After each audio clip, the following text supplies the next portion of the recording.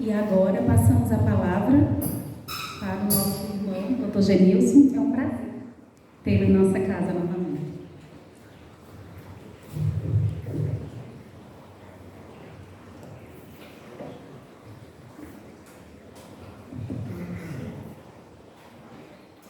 Boa noite a todos. Que o nosso Mestre Jesus possa nos envolver, nos abençoar com seu amor. Mais uma vez, é uma grata satisfação estar no GE. É muito bom voltar para casa. E fica muito estranho esse doutor. Parece até que sou outra pessoa. Mas nesse nosso tema, autoconstrução, uma questão de escolha. Porque é assim, nós nos autoconstruímos. Ninguém coloca sequer um tijolo na nossa obra. Influenciam, opinam, nos faz perceber que o tijolo é melhor colocado ali do que acolá, mas somos nós que tomamos a decisão de colocar. Onde colocar? A argamassa que vamos usar para sedimentar, as colunas que vamos levantar, somos nós que tomamos as decisões. Nesse processo de autoconstrução, às vezes a gente pensa que a autoconstrução é sempre uma coisa boa, e a gente sempre se autoconstrói anjo, e a gente sempre se autoconstrói altruísta. Não, nesse processo de autoconstrução, as nossas escolhas podem fazer com que nós nos construamos monstros, espíritos inferiorizados, absolutamente apegados às coisas mais rasteiras, mais superficiais, apegados à matéria. O psiquiatra Carl Gustav Jung fala a respeito daquilo que é consciente e inconsciente em nós. Em relação ao consciente, que é aquilo que nós conseguimos perceber na atual fase da nossa encarnação, as nossas percepções de como nós vemos o mundo por essa ótica atual, ele diz que esse consciente se equipara a uma pequena casca de nós. E do inconsciente, daquela bagagem que nós trazemos de milhares e milhares de anos, centenas de milhares de anos, aquilo que a gente não consegue acessar agora, mas que com certeza está sedimentado, como se fossem camadas geológicas que foram sendo depositadas, que é o que nos faz ser como nós somos, foi como nós nos autoconstruímos até agora, que esse inconsciente equivale a um oceano profundo, e que essa casca de nós encontra-se mergulhada nesse oceano profundo. Daí a necessidade para a autoconstrução do autoconhecimento. É preciso autoconhecer-se, saber em que ponto nós estamos na história humana, em que lugar ou qual lugar nós ocupamos no espaço em que vivemos. Autoconhecer-se para autoconstruir-se significa saber o real tamanho que nós temos. De que tamanho nós somos? Nós somos maiores do que pensamos ou somos menores do que achamos? Porque se nós não conseguirmos determinar o nosso tamanho enquanto ser humano, enquanto espírito eterno e imortal, nessa viagem que incontáveis vezes fazemos do berço ao túmulo, vai ficar muito difícil saber se precisamos mudar ou não. Vai ficar muito difícil o processo de autoconstrução bem elaborado, para nos tornarmos co-criadores de um plano maior, como diz André Luiz em Evolução em Dois Mundos. Continuaremos sendo co-criadores de um plano menor indefinidamente. E aí, na questão número 85 de O Livro dos Espíritos, que foi o que ensejou essa palestra, qual dos dois, questão número 85, Qual dos dois? O mundo espiritual ou o mundo corpóreo? É o principal na ordem das coisas. Qual dos dois? O mundo espiritual ou corpóreo? E a resposta dos espíritos, de forma muito sintética. O espiritual, que preexiste e sobrevive a tudo. E aí essa questão, por mais simples que possa parecer, é de uma complexidade extraordinária. O mundo espiritual é o principal na ordem das coisas, porque preexiste e sobrevive a tudo. E aí, o que é que nós fazemos em nossas vidas? Em que nós pautamos nossas escolhas? Nós estamos focados nesse mundo espiritual, que é o principal, que preexiste e sobrevive a tudo? Ou nós estamos focando as nossas experiências de vida, de espíritos imortais, nós estamos focando na transitoriedade da matéria? O que é que vocês acham que nós estamos fazendo? Nesse processo de autoconstrução, quais são as nossas escolhas? Nós estamos priorizando aquilo que é espiritual, ou nós estamos colocando coisas urgentes em nossa vida? E as coisas urgentes são sempre as coisas mais superficiais, são sempre as coisas terrenas. Parece que nenhum de nós, pelo menos é essa percepção, ou a maioria de nós, coloca como plano urgente melhorar-se, coloca como urgente ser 10% mais caridoso, coloca como urgência ser 5% mais benevolente, coloca como urgente a necessidade de compreender e perdoar o outro. O que é urgência em nossa vida? Quais são as nossas urgências?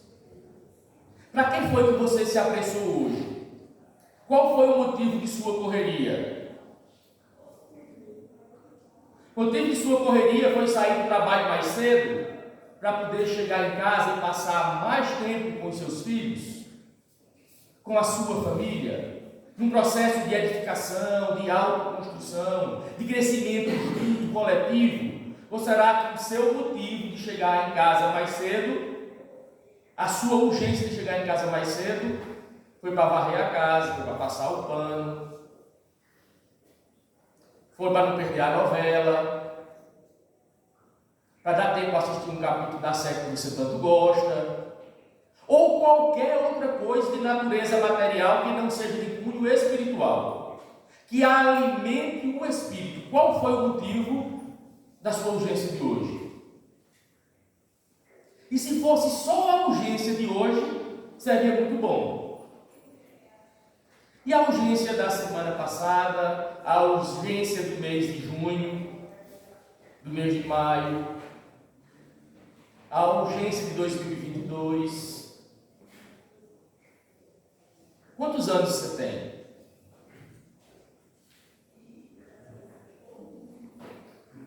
Quais foram as suas urgências durante a sua idade, seja ela qual for? 10 ou 80? O que é que nós priorizamos nesse processo? Qual seria o objetivo, então, de estarmos encarnados? Qual seria o objetivo de estarmos encarnados se o mundo espiritual é o mais importante, porque pré-existe e sobrevive a tudo? Porque a nossa experiência na matéria. A nossa experiência na matéria é porque o espírito humano ele aprende com o estado de necessidade. Nós aprendemos com contraste. Nós só vamos perceber que existe azul porque essa sala aqui é branca. Mas se tudo aqui fosse branco, se tudo no mundo fosse branco, como é que a gente ia perceber o azul?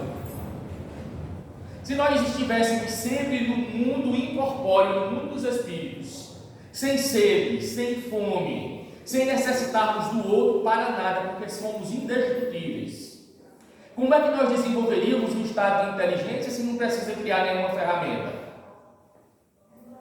Como é que nós poderíamos desenvolver o amor se não haveria a necessidade do cuidado? De cuidar e de ser cuidado. Existe uma música popular brasileira que diz que quando a gente ama, é claro que a gente cuida. Mas parece que o amor vem mesmo com cuidado, com esse estado de necessidade. Então é por isso que nós estamos encarnados. Por isso essa experiência na matéria, para que o espírito, criado simples e ignorante, possa desenvolver as suas faculdades intelectuais, éticas e morais, pelo estado de necessidade individual e pelo estado de necessidade de convivência com o outro. Nós somos seres gregários, nós somos seres sociais, essencialmente sociais.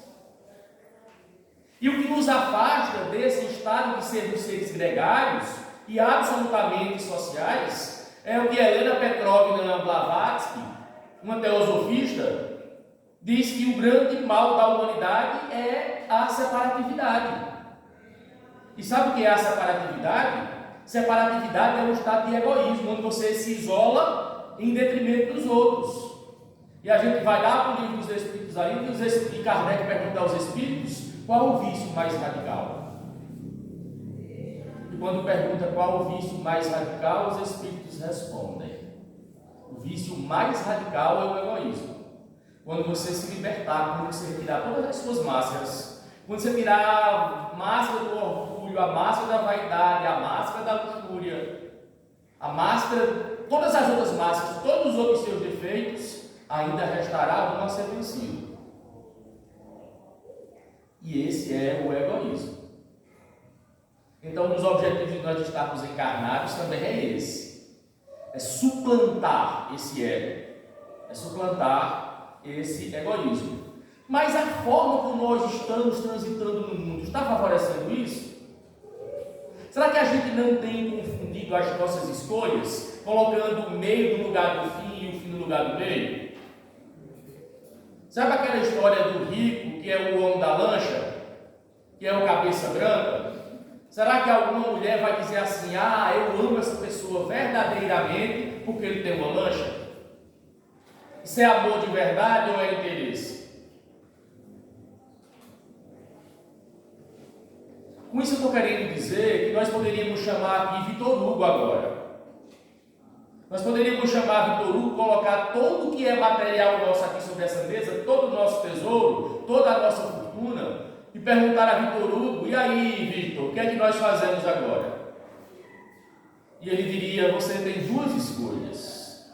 Você pode ser senhor do dinheiro ou pode ser escravo dele. O que é que você escolhe?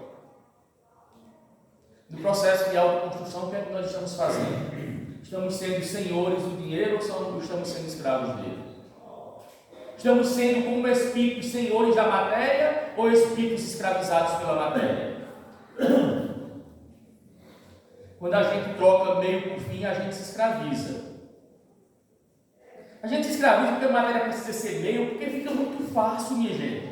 Olha como é palpável, olha como é claro o objetivo. Se eu tiver bens materiais, como fica fácil ser altruísta? Tendo bens materiais, fica muito mais fácil fazer a caridade. Eu posso fazer sem ter bens materiais? Claro que sim, porque a caridade não é só material. E ainda que seja uma caridade material, lembra do óbolo da viúva. Aquele pouco que tem repartido, doado. É pouco e vale muito. Mas quando o nosso foco é ser caridoso, quando o nosso foco é ser um espírito com sentimentos profundos de compreensão e benevolência, a gente tendo matéria fica fácil. Imagina o contrário, como fica difícil. Quando você não tem como objetivo final de sua vida, de sua existência, ser um espírito caridoso, ser um ser humano benevolente.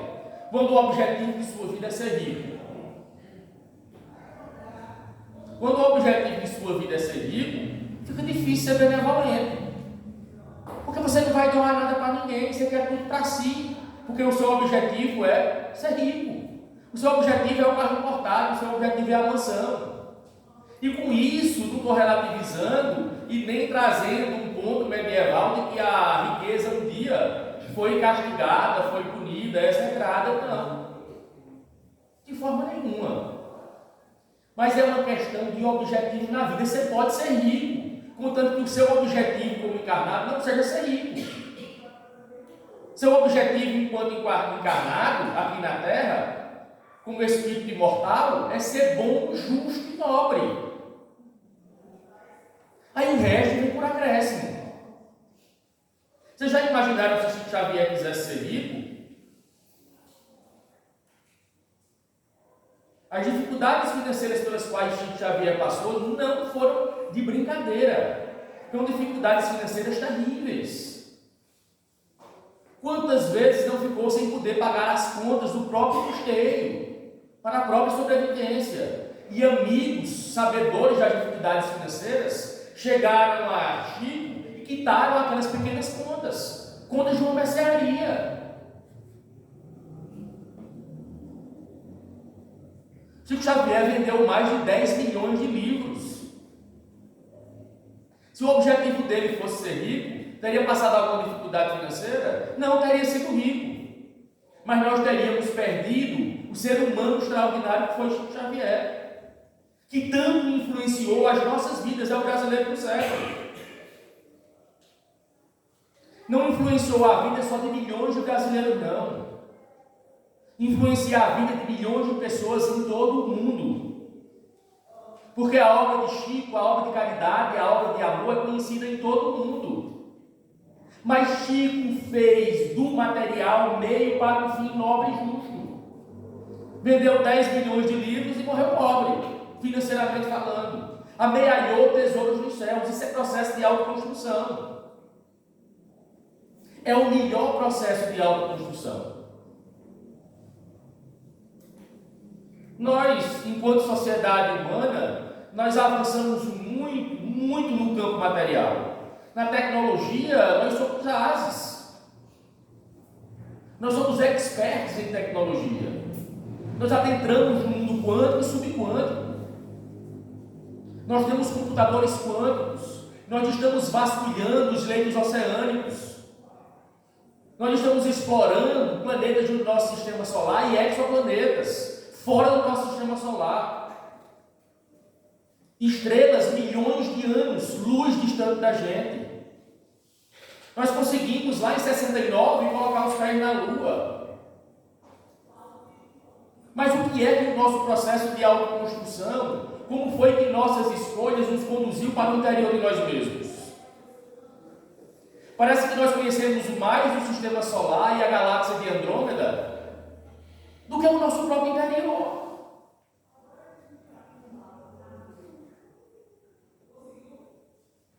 Desconhecidos, grandes desconhecidos de nós mesmos. E é preciso se repensar. E não pensem que é um puxão de orelha em vocês ou em mim mesmo. Não, é só um alerta. Porque esse é o nosso objetivo, enquanto espíritas. É claro que a espiritualidade superior, boa e amiga, é claro que Jesus, é claro que Deus não espera que num passe de mágicas a gente se torne co-criador num plano superior, num plano divino. Que a gente se torne um avatar, que a gente se torne um Buda, um Krishna. Que a gente assuma a condição de Cristo, de ungido. Não é assim, não é de uma hora para outra. A evolução não dá saltos, nem a evolução biológica, nem a evolução espiritual. Mas o que chama a atenção não é isso que nós estamos querendo de nós mesmos. O que chama a atenção é que, presos a atavismos históricos, a erros infindos do passado, nós continuamos engessados. É muito complicado viver o momento que nós estamos vivendo na humanidade. É uma sociedade de valores e sentimentos muito superficiais. Você não encontra um programa de TV com sentimento profundo. Algo que realmente importe e algo que realmente edifique, que construa, que ajude, que nos faça ser fator de soma na vida do outro. Então esse alerta é para que a gente acorde. Não é com o objetivo de que sejamos espíritos puros de uma hora para outra, não. Um dia alguém disse assim, não sei como é que você consegue fazer palestra. Eu disse, mas por quê? Ele disse, porque você não consegue praticar tudo que você diz. Eu disse, mas claro que eu não consigo. Porque aqui eu estou repetindo os ensinamentos de nobres espíritos que passaram para nos ensinar. Então a gente está tentando reviver esses ensinamentos para, como nos diz os Espíritos lá no Evangelho segundo o Espiritismo, em caracteres do homem de bem. Quais são as características do homem de bem?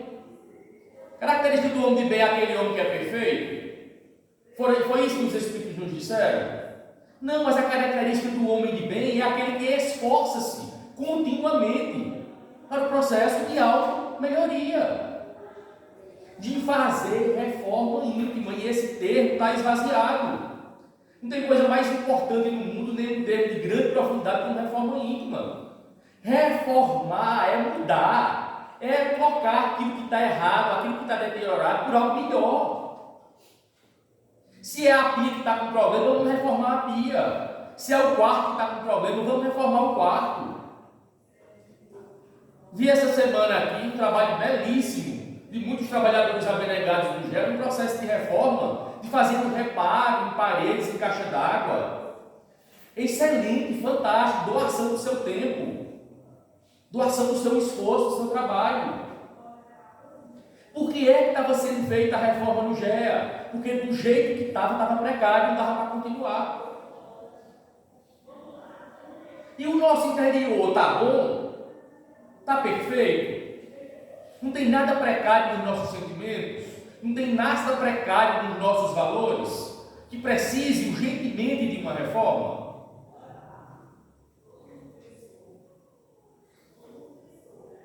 E por que é que nós relutamos tanto?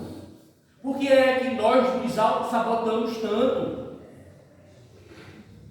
Por que é tão difícil dizer assim?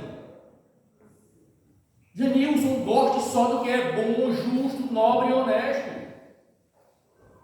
Por que é que eu consigo dizer às minhas pernas me levem e elas me levam? Para onde eu quero ir?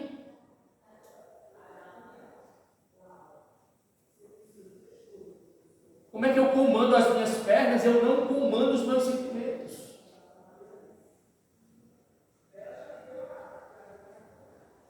Tem algo de muito esquisito no rei da Dinamarca.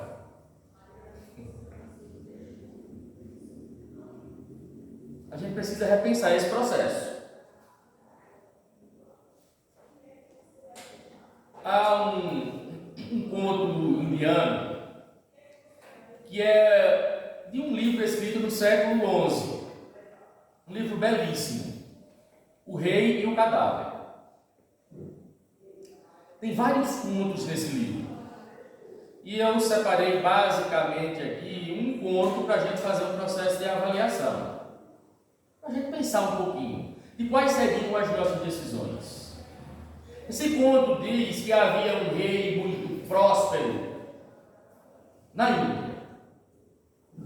E aí chegava sempre um homem, como se fosse um mendigo, maltrapilho, mal vestido, mas todos os dias, religiosamente, no mesmo horário, ele chegava para o rei e entregava uma fruta.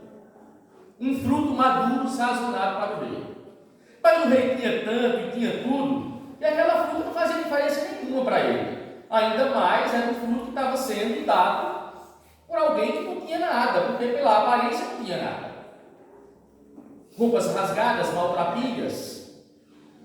E ele simplesmente pegava a fruta que recebia, havia uma janela que dava para um terraço do palácio e ele jogava a fruta pela janela. Incontáveis vezes. Dia após dia. Até que um dia veio um macaquinho, pulou na cadeira do rei, enquanto o rei ia jogar a fruta, o macaco tomou a fruta da mão do rei. Ao abrir o fruto de forma brusca, caiu uma joia raríssima, preciosa. De forma que, todos os dias, aquele homem sujo e maltrapilho, que parecia não ter nada, entregava uma joia preciosa ao rei. E esse rei pegava essa joia preciosa, junto com o fruto, sem saber, e jogava fora. Grandes oportunidades de aumentar mais ainda a sua fortuna, de aumentar o seu enriquecimento, a sua prosperidade material. Fazendo com que o conto tenha um toque com a realidade, Quantas encarnações nós jogamos fora? Será que não é um fruto sazonado, contendo uma joia raríssima numa encarnação? A complexidade de um processo encarnatório, de pensar dos seus trisavós até os seus tataranetos, dos amigos que iam fazer parte de sua vida, de quem seria seu pai, de quem seria sua mãe, do lugar ideal para você nascer e fazer você florescer onde Deus o plantou.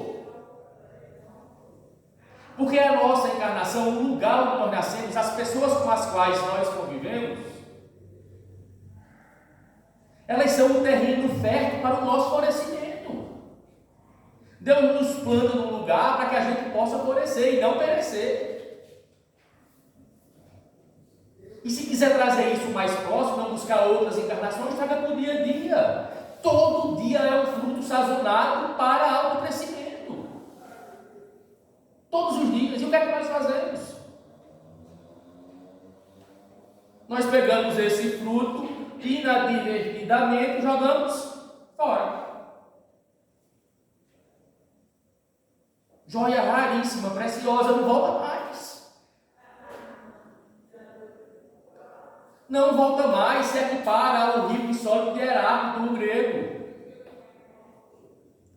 Heráclito dizia que há um rio insólito, o rio Estige, onde não é possível banhar-se nesse rio mais de uma vez. Como assim não é possível banhar-se mais de uma vez? Se eu posso mergulhar nas águas desse rio, sair e mergulhar de novo, e eu posso banhar quantas vezes quiser. Mas dizia Heráclito, o rio já não é mais o mesmo. As águas já não são mais as mesmas. Quando você entrar, o rio é outro. As condições serão outras, as oportunidades serão outras. Aquilo que você tinha para fazer hoje, você procrastinou, e você jogou lá para frente e não fez. Aquilo que é realmente essencial para o seu crescimento, enquanto pessoa humana, enquanto espírito imortal, amanhã a oportunidade é outra. Essa já passou. Lembra do projeto Rondon? Hoje melhor do que ontem, amanhã melhor do que hoje. Se hoje você não foi melhor, dia perdido.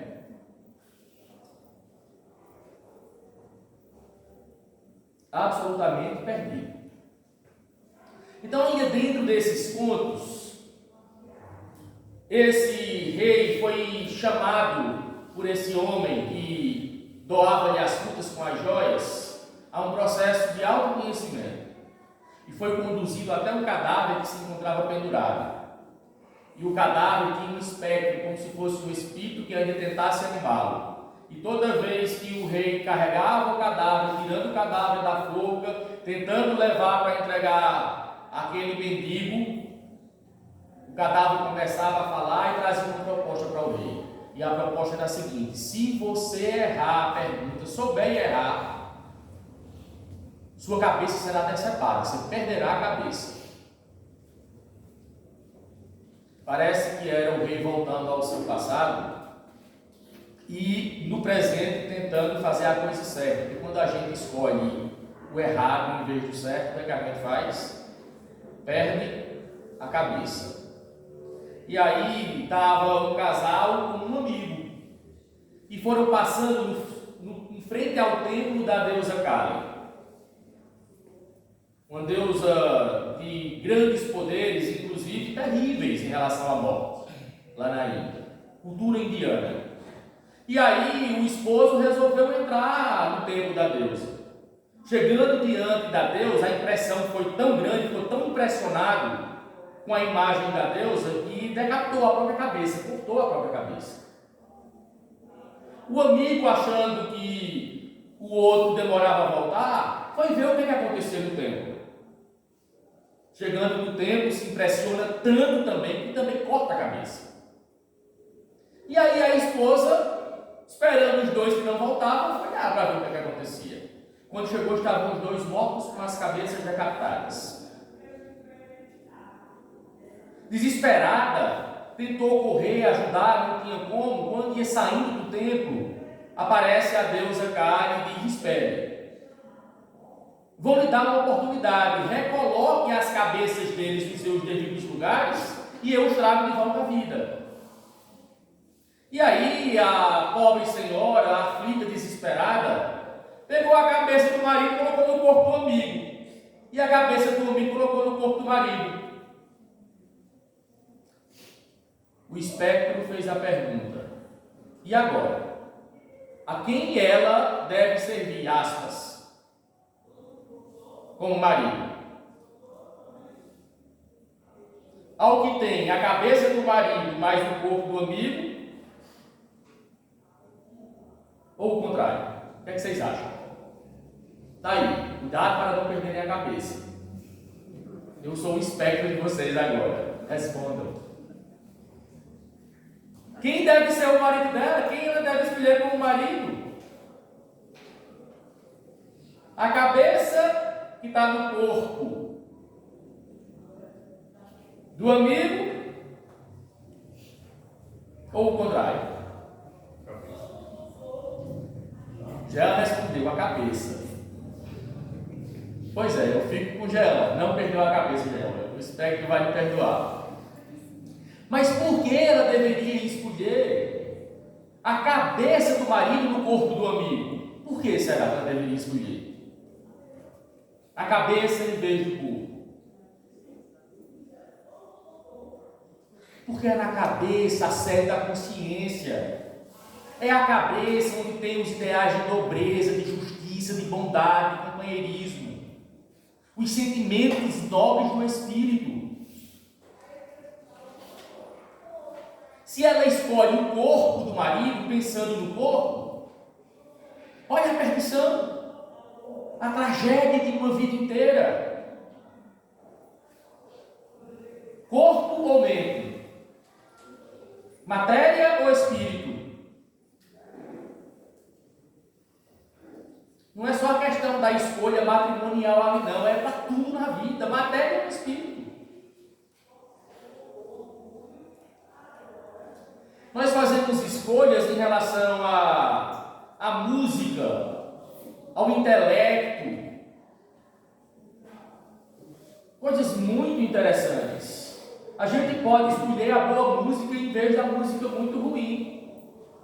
Mas é preciso ter cuidado para não achar porque gosta de Vivaldi, de Johann Sebastian Bach, de Tchaikovsky, que nós somos superiores porque gostamos de uma música boa. É claro que é preferível a música boa. Mas vocês sabem Hitler? Hitler só ouvia Mozart, Bach, Tchaikovsky. Gostava de Wagner. Está ali o músico falando. Fala com propriedade. Mas apesar de gostar da boa música, o comportamento de Hitler é um comportamento bestial.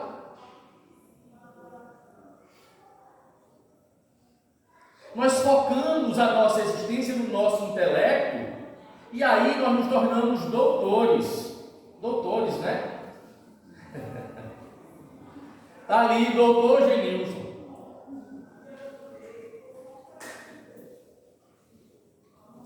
E de que vale esse intelecto? Se a alma é vazia. E eu fico pensando, Galileu Galilei, quando conclamado a negar a ciência, quando cientificamente ele descobre que o Sol é o centro do sistema solar e que a Terra gira em torno do Sol, e ele é chamado a negar a ciência, porque senão poderia sofrer grandes retaliações, pagar com o preço da própria vida. E sem titubear muito, Galileu Galilei negou a ciência, retratou-se. Sabe qual foi o prejuízo para a humanidade disso? Nada.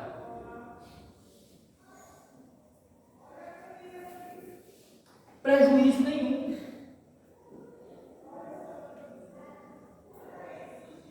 Mas sabe o que eu fico pensando? Quando o valor não é intelectual, quando o valor não é material, quando o valor é espiritual, como não dá para a gente negar? Porque se você nega, você destrói uma história.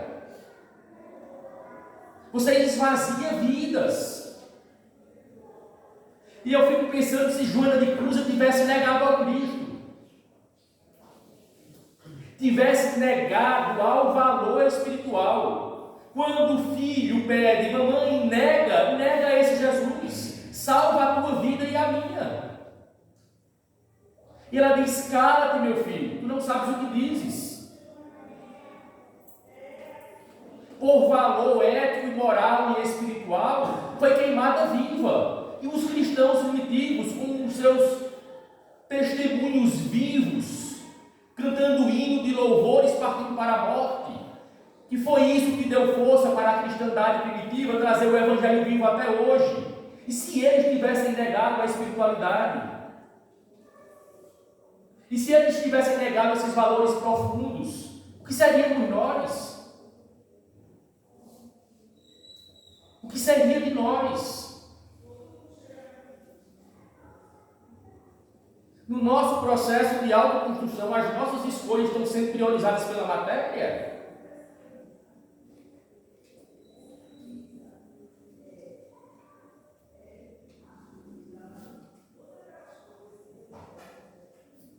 Os nossos comportamentos não têm sido também comportamentos bestiais?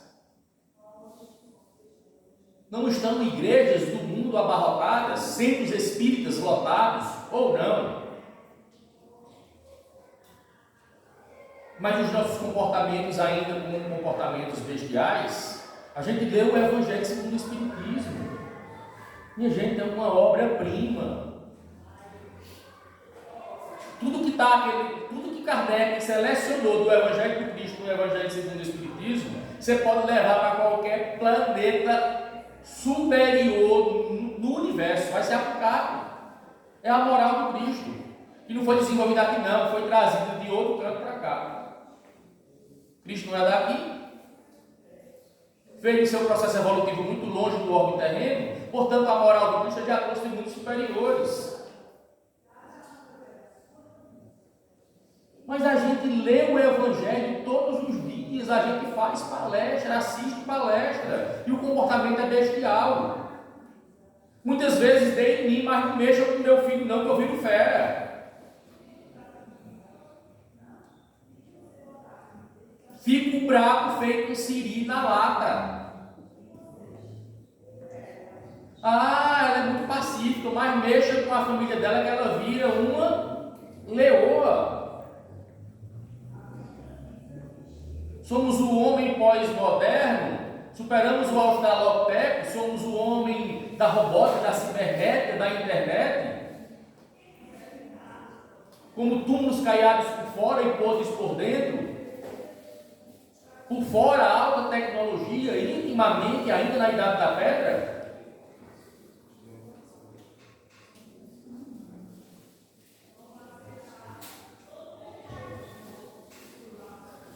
Epiteto, um dos filósofos estoicos, ele diz com muita propriedade: há algumas coisas que são encargos nossos, outras não. Pergunta Epiteto: mas quais são os nossos encargos? E ele mesmo responde: juízo, impulso, desejo, repulsa, são encargos nossos. Ou seja, todas as nossas ações, todas as nossas escolhas são encargos nossos. São absolutamente de nossa responsabilidade. Não é de outrem, é nossa. Esse mesmo Epiteto acrescentava: uma vida feliz e uma vida virtuosa são sinônimos. São intercambiáveis, são a mesma coisa. Uma vida feliz e uma vida virtuosa. Dizem que não pode haver a verdadeira felicidade fora da virtude. Mesmo que você faça voto de extrema pobreza, como Francisco de Assis fez. Eu não consigo, sinceramente, sinceramente, eu não consigo vislumbrar da história das pessoas que eu conheço, do Ocidente ao Oriente, eu não consigo vislumbrar alguém mais feliz do que Francisco de Assis.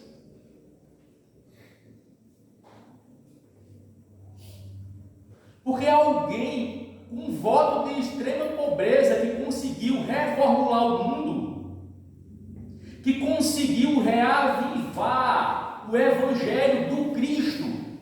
Francisco reconstrói a minha igreja, ouvia Giovanni di Pietro Bernardoni, ouvindo a voz do Cristo. Francisco reconstrói a minha igreja, e com um voto de extrema pobreza ele reconstruiu a igreja do Cristo, a igreja da paz, a igreja do amor, o Evangelho do Cristo.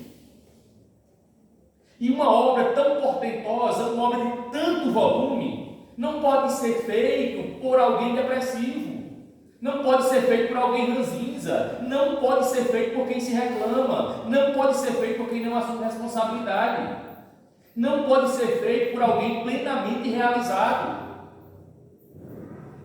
por alguém muito feliz. Alguém triste não é capaz de realizar isso.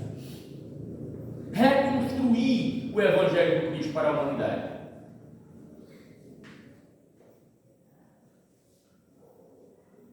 Então, onde é que a gente está buscando a nossa felicidade? O que é que nos faz felizes?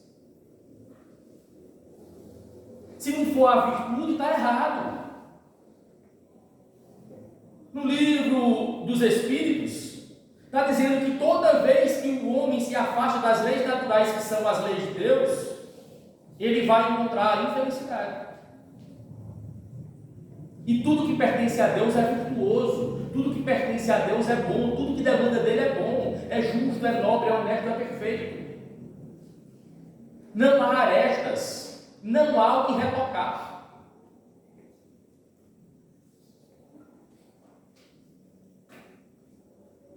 Joana de Ângeles diz com muita propriedade que o mal que me fazem não me faz mal.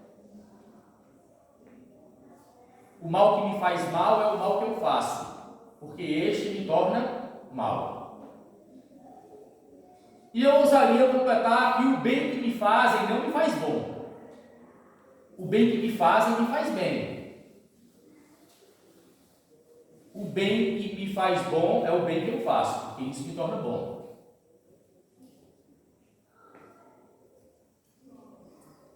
Nós estamos praticando mais o bem, fazendo mais o bem ou esperando receber primeiro o bem? Só amo quem me ama, só quero quem me quer. Só compreendo quem me compreende.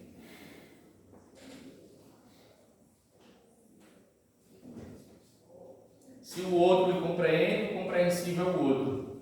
Se o outro lhe ama, quem desenvolveu a capacidade de amar foi o outro. Se o outro é quem perdoa, quem desenvolveu essa capacidade extraordinária de perdão foi o outro. E você ficou como? Como é que nós estamos nesse processo?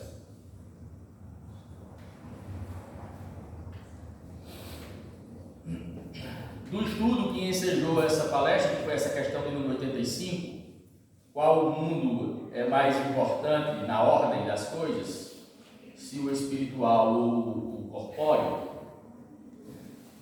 Lavínia, minha filha caçula, estava comigo fazendo esse estudo na quinta-feira do Livro dos Espíritos. Centro Espírita pequenininho lá em Itapetim. E quando nós saímos do Centro Espírita, ela disse assim: pai, não existe lugar, até hoje, que me faça me sentir melhor do que o Centro Espírita. Qualquer Centro Espírita. Diz, pai, quando eu chego no Centro Espírita, eu não sinto alegria não, pai, eu sinto felicidade. Felicidade. Estávamos saindo, fechando o Centro Espírita. E eu disse a ela: sabe o que é isso, minha filha? A parábola do samaritano. Da samaritana, lá no poço do pai Jacó. Ela disse: como assim, pai? Como assim? Disse: minha filha, sabe o que é que a samaritana ia buscar no poço do pai Jacó? A água material, que mal dava para saciar a necessidade do corpo. sede do corpo. Em poucas horas ela precisava voltar. Você sabe o que foi que Jesus ofereceu a ela, meu filho?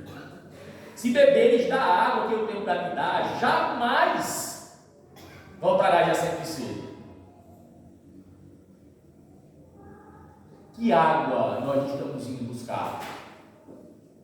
Que água nós estamos procurando no poço de Pai Jacó? Nós estamos buscando a água que sacia o corpo?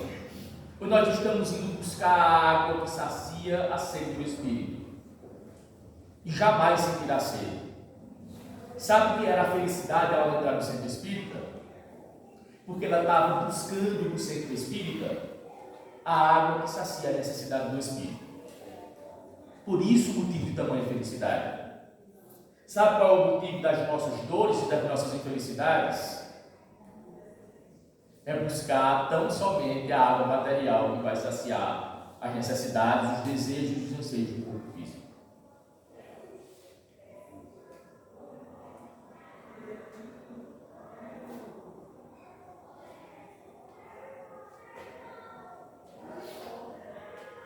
Helena Blavatsky, repetindo a filosofia tibetana, do livro de ouro dos tibetanos, dos monges tibetanos, ela diz que o maior bem, a mais importante de todas as obras, é o exemplo da própria vida. A mais importante de todas as obras é o exemplo da própria vida. E aí, para corroborar com isso, eu apelei para Platão. Platão diz com muita propriedade também que o maior bem que podemos fazer a quem amamos é crescer. Crescer em valores, virtudes e sentimentos nobres. Vocês sabem por que é o maior bem que nós podemos fazer a quem amamos é esse crescimento? Porque a gente vai poder ofertar para eles o melhor de nós. Como é que você oferta uma coisa sem ter? Se você só tiver dinheiro, você vai ser tão pobre que só tem dinheiro. Dizia o professor Fernandes a Simão Bolívar: você é pobre, tão pobre que só tem dinheiro. Você está ofertando bens materiais a um espírito imortal. Você está ofertando bens materiais a alguém que é transitório na matéria e que na alfândega do além tudo se confisca e não leva nada para a verdadeira vida. Você está ofertando isso e está achando que está fazendo bem de verdade, que ama seu filho? Você está achando que ama sua esposa, que ama seu esposo porque você oferece conforto material? Ou seja lá o que for que a matéria possa oferecer? E se você não é fator de soma na vida dessa pessoa para crescimento íntimo?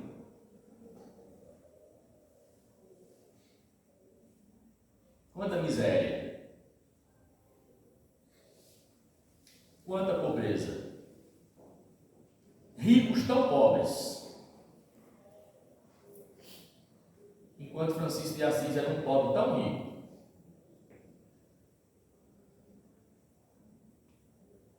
Se a gente quer saber se esse realmente é o maior bem que nós podemos fazer a quem nós amamos, é crescer enquanto pessoa humana, é fazer reforma íntima, é se construir bem, se autoconstruir, baseados nas leis do amor, nas leis de Deus. Olhem, eu pergunto a Maria Madalena, a Maria de Magdala. Reforma íntima que aquela mulher fez, a forma como se autoconstruiu, como mudou o que estava errado, como consertou, como aquele exemplo dela nos arrasta enquanto humanidade. Quer saber da importância desse valor? Pergunta a Pedro. Pergunta a Pedro, apóstolo, que mesmo convivendo com Cristo, não tinha compreendido o processo e nega Cristo 3 vezes. Mas após empreender o processo da autoconstrução verdadeira, da reforma íntima, pergunta a Pedro, crucificado de cabeça para baixo, a pedido, porque não se julgava digno de morrer como seu mestre. Pergunta o valor da reforma íntima e dessa melhora espiritual, dessa autoconstrução, continua nas linhas do Evangelho, continua nas linhas do cristianismo primitivo. Olha para Saulo e depois pergunta a Paulo de Tarso.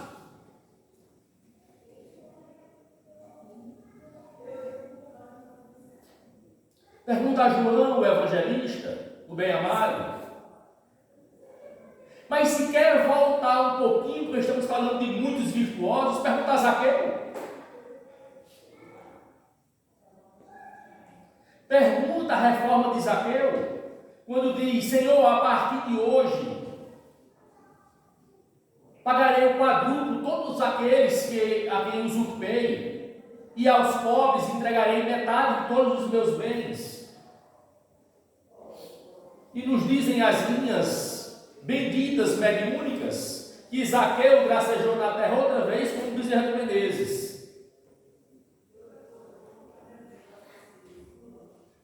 Olha para Zaqueu e olha para Bezerra.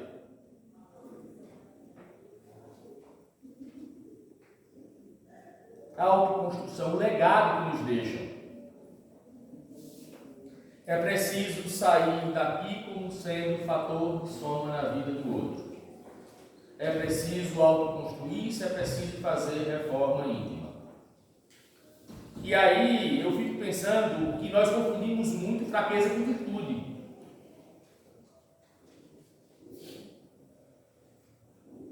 Porque se alguém te der um tapa na face, e se for um homem que sofra um tapa na face, na frente da sociedade, dos seus amigos e dos seus filhos,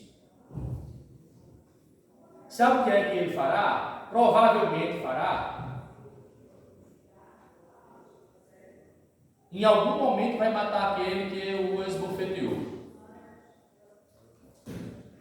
Porque vai dizer: me desonrou, me desrespeitou, me trouxe vergonha, e por minha honra eu mato. E confunde-se fraqueza com virtude, porque isso não é honra, isso é fraqueza. A coragem é perdoar. A coragem é oferecer a outra face. Quer saber a diferença entre fraqueza e virtude? Como bem autoconstruir-se ou mal autoconstruir-se? Pergunte a Jesus todas as suas dúvidas. Em toda necessidade de escolha, pergunte a Jesus: Mestre, como você faria? É nosso modelo e guia. Obrigado pela paciência, pela atenção. Tenhamos todos uma boa noite. Fiquemos em paz. Fiquemos com Jesus.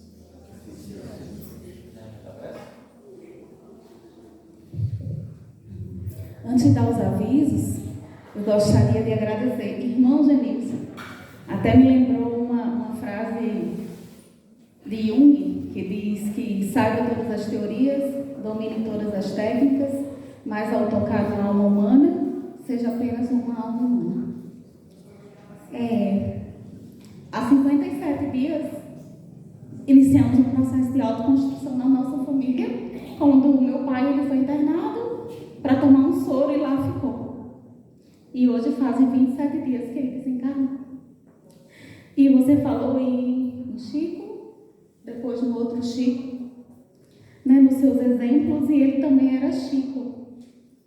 Então, hoje eu estou muito feliz de poder estar aqui, de ter feito essa escolha, e que cada um possa, né, nesse processo contínuo de autoconstrução, quando eu disse lá no início, né, colocar a mão no nosso coração, nesse chakra cardíaco, e tomando consciência daquilo que realmente vale a pena. E na pergunta 85, sobre essa questão do espírito, e quando a gente se depara com uma situação como essa de realmente dar um até logo, é quando a gente é colocado à prova, né? Quando a gente tem que dar um até breve para as pessoas que a gente tanto ama. Então, muito obrigada por confortar, né, o meu coração hoje e me dar a oportunidade de ouvi-lo e de aprender, não só contigo, mas com os olhares de cada um de vocês, né, que me fortaleceram. Então, gratidão pela noite de hoje. E agora eu convido o irmão para fazer a prece inicial, a prece final. E logo depois eu passo alguns avisos da casa.